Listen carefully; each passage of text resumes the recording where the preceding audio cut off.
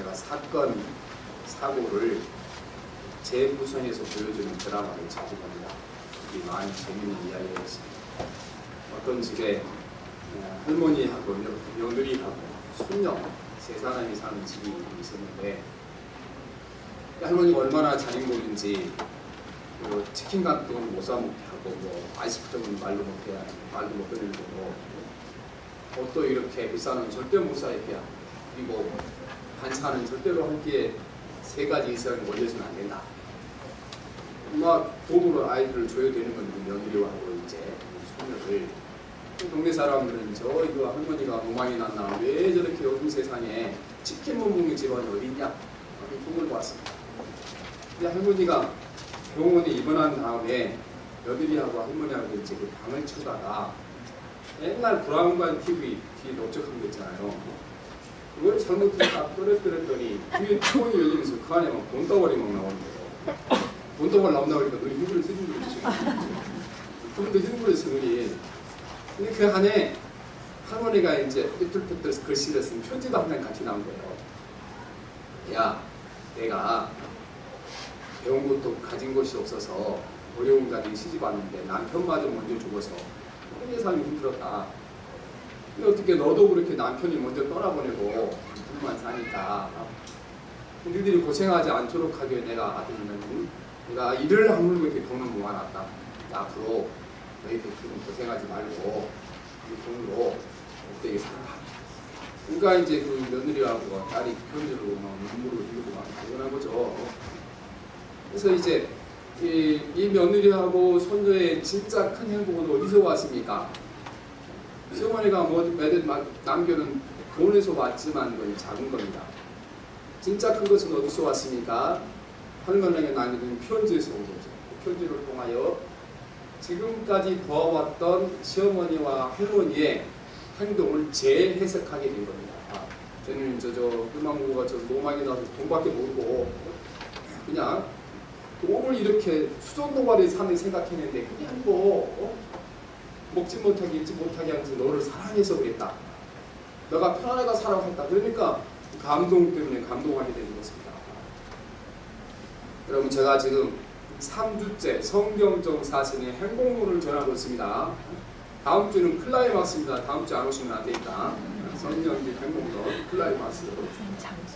그런데 사람의 행복은 어디 있는가? 오늘 세 번째 말씀은 사람의 행복은 지갑을 채우지 않고 가슴을 채우는 게 있습니다. 사람의 행복이 지갑을 채우는 행복은요 얼마 가지 못합니다. 왜냐하면 사람은 소유욕은 채우면 만족이 오는 것이 아니고 또 다른 것은 갈증이 생기게 되는 것입니다. 돈을 통해 행복을 누리는 사람들은 돈이 생기면 그 다음에 뭐가 옵니까? 더 많은 걸 갖고 싶은 갈증이 오는 것입니다. 어떤 사람이 자동차가 없어서 중고차를 하나 샀는데 너무 기분이 좋았어요. 중고차를 샀으니까. 근데 그날 시내에 나가자마자 기분이 팍 잡혔어요. 아이 갔더니 그냥 다른 친구는 새 차, BMW로 막 이렇게 몰고 다니는데 이게 똥차 이거 없는 것보다 못하네. 세상이 다 그런 거예요. 진짜 행복은 어디가 채워져야 됩니까? 가슴이 채워야 돼요. 가슴을 뭐 돈으로 채울 겁니까? 아니잖아요. 우리 가슴이 여러분 감동과 감격과 감사로 채워줘야 되는 것입니다. 사람에게는 감동할 일이 없고 감격할 일이 없고 감사할 일이 없으면 행복이 없습니다. 근데 여전히 저와 여러분은 뭐를 채워야 행복한다고 생각하고 살아갑니까? 솔직히 말씀해봐요. 눈치 보지 말고. 지갑을 채워야 행복한다고 생각하고 살아오잖아요. 저와 여러분이나. 오늘 바꾸셔야 돼요. 행복은 지갑을 채우는 데 있지 아니하고 무엇을 채우는데?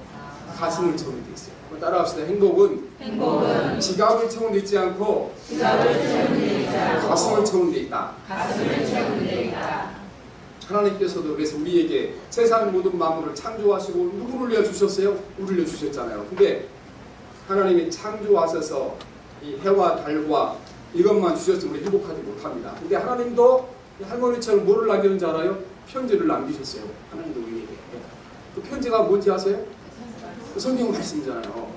그래서 우리가 이 성경 말씀에 통하여 세상 모든 걸 바라보게 되면 세상 모든 것이 감동할 일이고 감격할 일이고 감사할 일이에요. 내가 이것을 내 욕망의 안경을 쓰고 쳐다보니까, 다른 사람을 향해 시기심이 쳐다보니까, 미움과 분노의 안경을 쳐다보니까 감동한 일이 세상에 없는 거예요. 이 세상은 온통 감동하고 감격하고 감사할 일로 가득 차 있는 것입니다. 시편 119편 162절에 보면 사람이 많은 활축을 얻은 것처럼 주의 말씀을 내가 즐거워하나이다. 주의 말씀 자체가 즐거움은 아닌 것입니다, 여러분. 주의 말씀으로 세상을 바라볼 때 즐거워지는 것입니다. 아멘. 주의 말씀으로 사건을 해석할 때 즐거워지는 것입니다. 주의 말씀을 기준으로 내 모든 환경을 받아들일 때 즐거워지고 행복해지는 것입니다. 이렇게 아주 작은 일에 감동하고 감화하는 사람들은 하나님의 편지에 입각하여 이 세상을 보아야 되는 것입니다. 하나님의 편지인 성경 말씀 속에 뭐라고 말씀하십니까? 세상 모든 것을 내가 창조하셨다고 했잖아요. 이 모든 것을 하나님이 창조하셨다는 관점으로 세상을 바라보게 되는 것입니다. 두 번째 말씀하신 뭘 말씀하십니까? 내가 너를 사랑해서 만들었고 너를 위해 주었다고 말씀하십니다. 그 관점으로 세상을 바라볼 때 세상은 감동할 일로 가득 차 있는 것입니다. 그리고 지금은 조금 힘들고 고달프겠지만 시간이 지난 후에 반드시 이것은 너에게 유익할 거다 말씀하셨습니다.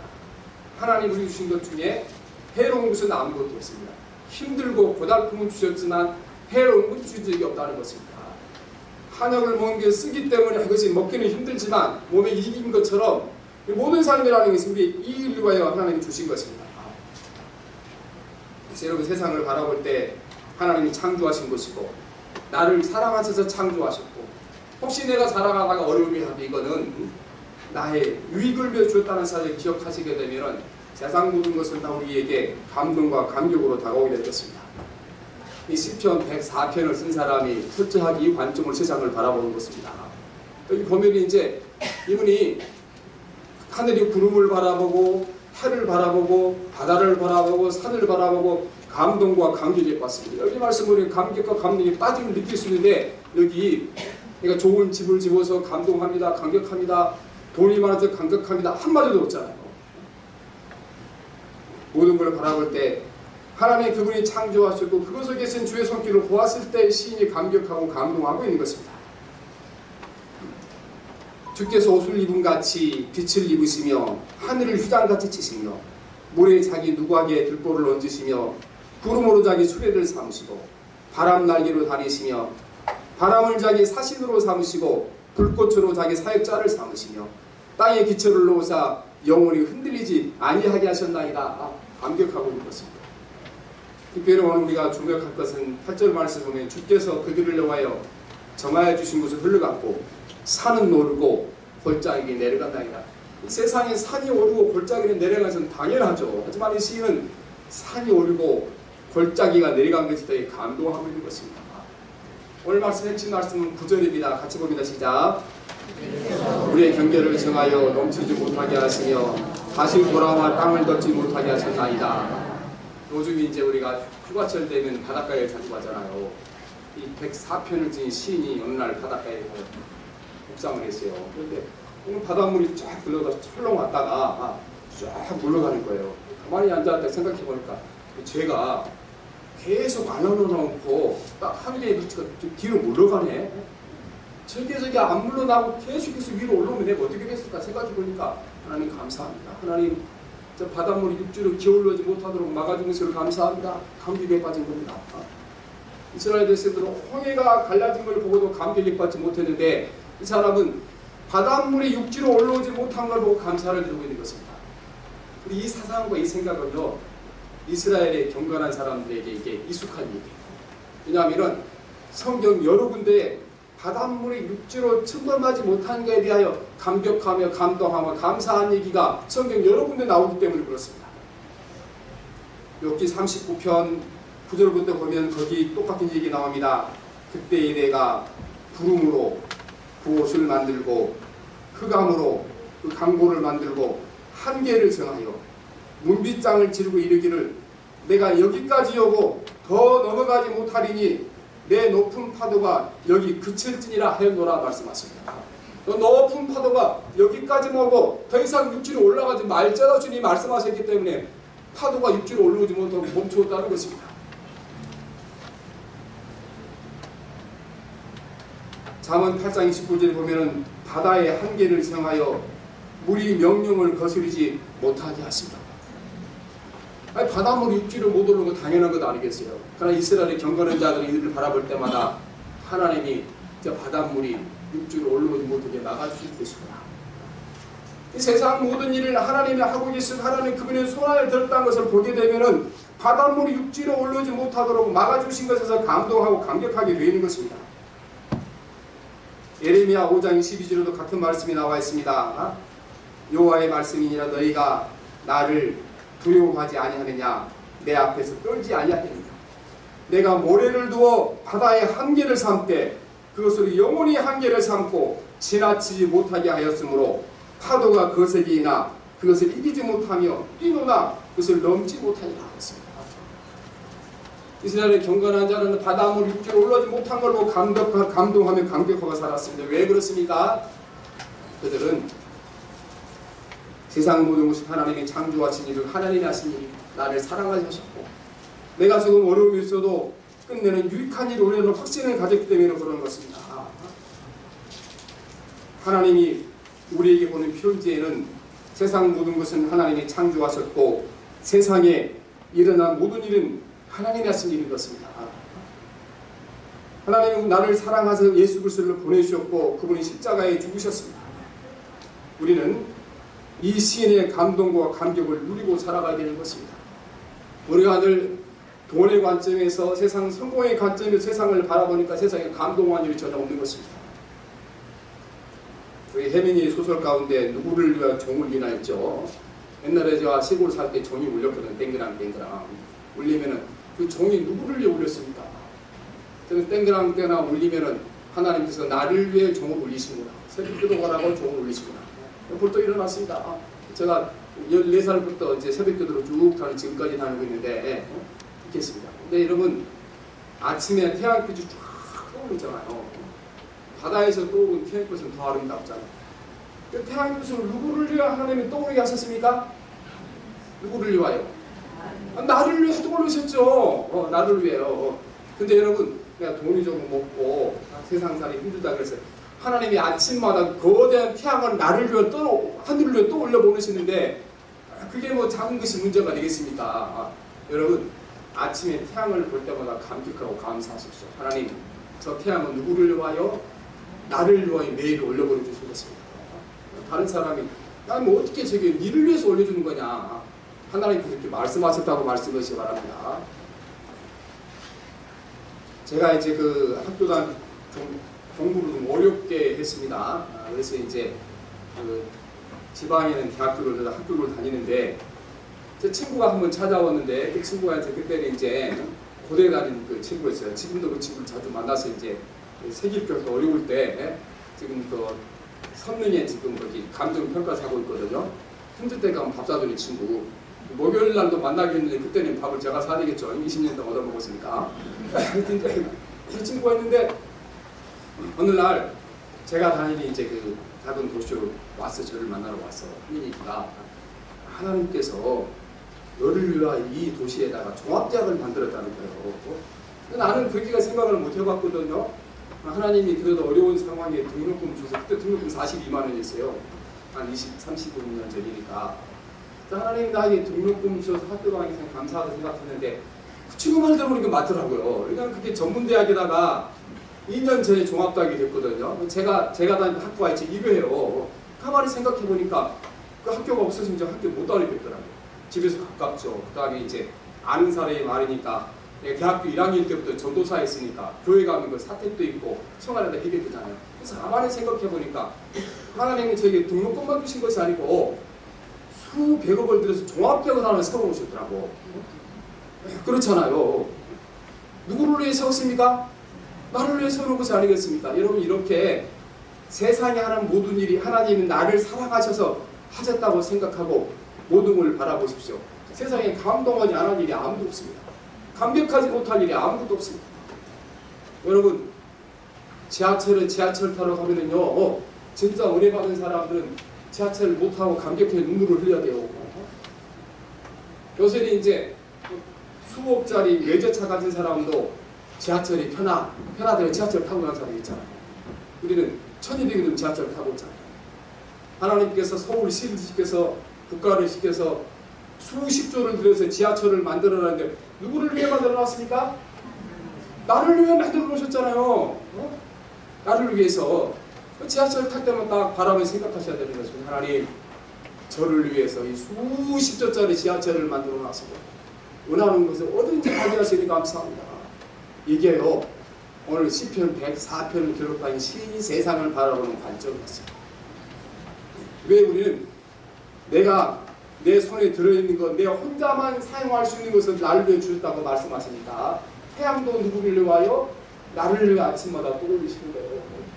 수십 조를 들어서 만들어놓은 지하철을 누구를 위해서 건설하시고 하나님 사람을 통하여? 나를 위해 건설하셨습니다. 오늘부터 지하철을 탈 때마다 여러분 감격하고 감동하시길 바랍니다. 수십 조를 들어서 1200년 동안 탈 수 있는 지하철을 만들어놨는데 그걸 진짜 하나님이 하셨다 그러면 감격해야 될 것 아니겠어요? 진짜 하나님이 하시면 감동해야 될 것이 아니겠어요? 우리가 안 믿는 거예요. 이게 뭘 하나님이 하셔? 서울시가 했지, 박원순 시장이 했지. 성경이 그렇게 말씀하지 않습니다. 사람을 통하여 하나님 그분이 하셨다고 말씀하시는 것입니다. 지하철 타고대로 감격하시고 감동하십시오. 왜 오냐 그러면 이 사람들에게 우리 아버지가 나를 위하여 수십 배를 들어서 50년 걸쳐서 지하철을 건설하는데 너무나 감사하다. 그러겠죠. 미쳤다 그러겠지. 미친 게 아니고 정상이에요. 이게 지가 미친 거지. 그렇잖아요.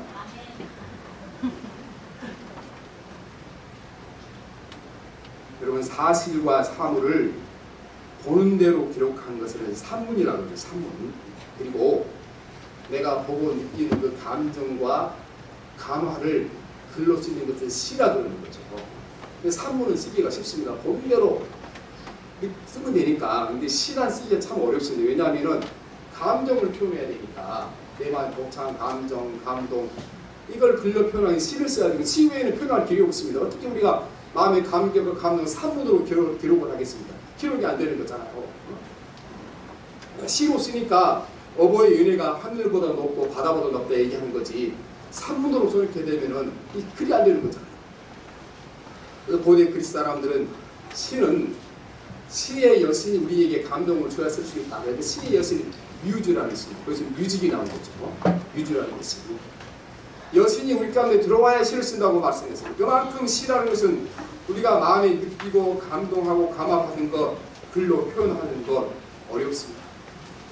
윤동주는 유명한 시인이잖아요. 이 사람도 이런 말을 했어요. 이런 시가 있어요. 윤동주 시 가운데 인생은 살기가 참 어렵다는데 시가 이렇게 쉽게 쓰여지는 것이 너무 부끄러운 일이다. 인간이라는 것이 얼마나 넓고 깊고 심오한 건데 넓고 깊은 심오한 인간을 내가 몇 줄의 글자로 시로 표현한다는 그 자체가 나에게 부끄러운 일이라고 했습니다. 우리 마음의 감동과 감언은 시인이라야 표현할 수 있는 것이고 시인도 그것을 표현하지 못하여 부끄럽다고 말씀했습니다. 여러분, 저와 여러분에게는 시인의 펜은 없지만 시인의 가슴은 가지고 살아가야 되는 것입니다. 작은 입술에도 감화하고 감동하는 그런 우리가 시인의 이제 가슴을 가지고 살아야 되는 것입니다. 왜 여러분이 행복하지 못하지 합니까? 가슴이 닫혀있기 때문에 행복하지 못한 겁니다. 우리가 작은 들꽃 하나로도 감격하고 감동하고 다른 사람의 작은 친절에 감동하고 감격하고 살아간다면 여러분이 지금처럼 불행한 이유가 없다고 말씀인 것입니다. 행복은 지갑에 있지 않고 마음을 채우는 데 있습니다. 우리가 교회에서 보면 또 일반 사람 보게 되면은 꼭 못된 것만 보는 사람이 있습니다. 세상도 돌아가는 게, 이 세상에 아름다운 얘기 얼마나 많습니까? 세상이 다 많이 간다고 얘기합니다. 교회 와서 보면은 100사람 중에 99명이 이제 신앙생활을 잘하고 자기 기쁨을 주는 사람이다. 그러면 감격하고 기뻐하지 않겠습니까? 저 99사람 신앙의 순례자들을 함께 만나게 하시니 감사합니다. 근데 눈이 어떻게 되는지 꼭 자기가 싫어하는 한 사람만 봐요. 그래서 하는 얘기가 누구 때문에 나는 교회 안 나간다. 이렇게 얘기하잖아요. 왜 그렇습니까? 그 마음에 감동과 감격할 줄 모르고 하나님의 주신 눈으로 세상을 바라보지 못하기 때문에 그렇습니다. 여러분, 눈이 얼마짜리입니까 이게? 여러분 가진 눈이 얼마짜리입니까? 가격을 매길 수 없습니다. 우리 눈의 가치가 가격에 매길 수 없는 것입니다. 이 값도 매길 수 없는 엄청난 눈을 가지고 아름다운 것들, 선한 것들, 그것 들고 감격하며 감동하고 살아야지 왜 못된 것만 바라보고 이렇게 미워하고 시기하고 분노하고 살아갑니까? 주님이 말씀하시기를 그런 눈은 없는 것보다 못하다, 그렇게 말씀하셨습니다. 목사님, 성경에 그런 말씀이 어디 있어요? 성경에 그런 말씀이 있습니다. 요한복음 9장 41절에 보면 예수께서 이르시되 너희가 맹인이 되었더라면 죄가 없으려니와 본다고 하니 너희 죄가 그대로이니라. 차라리 너희들 눈이 없었으면 나을 뻔했다, 이렇게 말씀하시는 것입니다. 여러분 주님 앞에 갔을 때 차라리 네가 봉사가 됐으면 나을 뻔했다, 이런 말씀 듣지 않도록 하시기를 바랍니다. 늘 모든 하나님이 창조하셨고 나를 사랑하셔 창조하셨고 나를 사랑하셔 주셨다는 사실을 이 관점으로 바라보게 되면 세상은 감동할 일로 감격할 일로 가득 차 있게 되는 것입니다. 주님이 또 말씀하십니다. 그렇게 못된 것만 먹고 불평하고 원망하고 너 때문에 교회 못 나게 했다, 이런 눈은 차라리 빼라고 말씀하십니다. 왜 그 눈을 달고 다니? 빼버려라. 목사님, 그런 말씀이 어디 있습니까? 성경에 분명히 그런 말씀이 기록이 되어 있습니다. 만일 내 눈이 너를 범죄하게 하거든 빼버리라. 한 눈으로 하나님 나라에 들어가는 것을 두 눈을 가지고 지옥에 던져지는 것보다 나으니라, 이렇게 말씀하십니다. 제가 지난 월요일날 제 동기 목사님 중에 제일 어렵게 목회한 목사님이 이제 저도 박사로 같이 1호하러 갔잖아요. 그분이 춘천에서 목회를 하시는데 한 달 내내 택시 운전하면은 150만 원 또는 100만 원은 교육 운전비로 들어가고 50만 원 사모님과 함께 이제 먹고 살고 이렇게 이제 어렵게 사시는 분입니다. 우리 통합집 교단이 이제 임시 목사가 제작해서 3년 만에 한 번씩 2분의 1의 교인을 표를 얻어야 되잖아요. 어떻게 된 건지 친구 3번을 떨어다 교회 3개를 다 그런 식으로 나왔어요. 나가자마자. 사모님 얼마나 고생을 했겠어요. 근데 그날 점심 때 나오셔서 사모님이 말씀하시는데 자기 아들이 이제 바이올리니스트 춘천 시향이 이제 거기죠. 단원이에요. 근데 잘하는 사람끼리 4사람 모여서 현악 4중주로 비발디 4개를 이제 공개적으로 공개를 했다는 겁니다. 근데 자기가 3학장 가을에 왔을 때 너무 감격해서 감동을 울었다 그랬어요. 나는 아들이 음악에 너무 감동해서 울었다 그렇게 했는데 그게 아니고 하나님께서 음감이 뛰어난, 음악에 대한 감동이 뛰어난 남편을 주셔서 저 남편 때문에 귀한 아들이 세상에 태어났으니까 너무 감사해서 감격해서 울었다는 것입니다. 여러분, 이게 하나님의 사람들이 해야 할 감격과 감동인 것입니다. 감동. 우리가 사람은 좀 잘못만을 고생을 했지만 그 아름다운 자녀와 사랑스러운 자녀가 어디서 태어났겠습니까? 세상은 감격할 일로 감동할 일로 가득 차 있다는 것입니다. 여러분은 시인의 가슴을 가지고 살아야 됩니다. 시인의 펜은 없지만 누구나 다 시인의 가슴을 가지고 살 수가 있습니다. 잎새에 있는 소술바람에도 감동하며 감격하며 감사하는 시인의 가슴을 가져야 되는 것입니다. 행복은 어디서 오는가? 아주 작은 것에 감동하며 감격할 줄 아는 시인의 가슴을 가질 때 여러분 행복해지는 것입니다. 행복은 지갑을 채우는 것이 아니고 여러분 가슴을 채우는데 행복이 있는 것입니다. 오늘 말씀을 저도 시로 마무리하려고 제가 시를 한 수 만들었습니다.